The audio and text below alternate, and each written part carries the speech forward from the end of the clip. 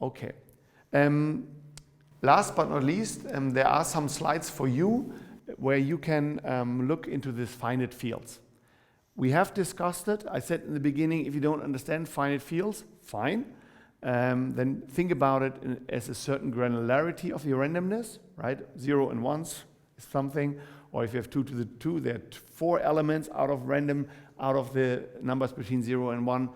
But I also showed you in the beginning how to calculate this, either with lookup tables or really with irreducible polynomials, how to calculate something. Here is a selection of slides that we sometimes use to make a deep dive into the finite fields. And I will like to help you a little bit to go through them, but this is just a backup in case you need this, right? So why the finite fields at all? I think you understand that there's something interesting in the calculus of the finite fields in order to make not the fields big, the packets bigger. So we are coding them together, but they don't become bigger. This is a property of our fields, right? And how we did this, I think we have shown this. You have your data fields, you have your coefficients, and then you do it per symbol, and then you get new packets out of this. I will not go into this. This is the slide that we already used. And what are these finite fields then? What are they? So we have some operations, addition and multiplication, and a property of these fields is closure. What does it mean? You have a set of elements here, 0 to 255, 2 to the 8, seems like this. And when you take any element and another element and you try to combine them with addition or multiplication, you are back in the field. So any combination of A and B, multiplication or addition, will end up in the field. Interesting, right? It's like if you have the numbers from 1 to 10 and you multiply 2 and 9, you're out of the element. It's not going back. Okay? And they're not only fields. Mathematically, they are groups, Albanian group, ring, commutative ring, integral domain, and fields. And this is the soft part of it, right?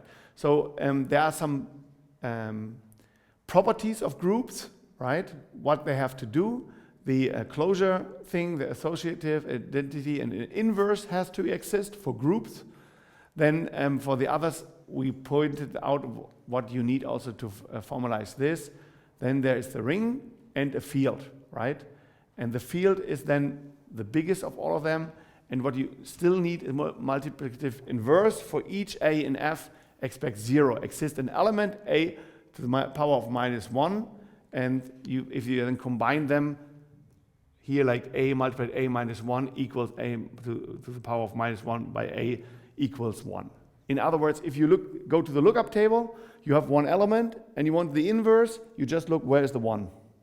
And then you find this is my inverse. Okay?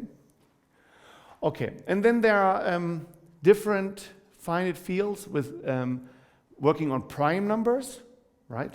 Optimal prime field. And then we have, that we show here, and then we have something on binary extension fields, right? And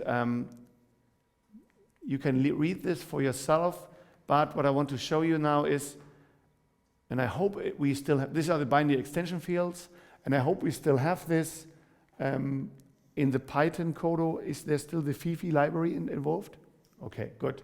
Then let's do it on by example of the, by the way, this calculation that you have seen here, I brought you in the beginning where we had the packet and we coded this.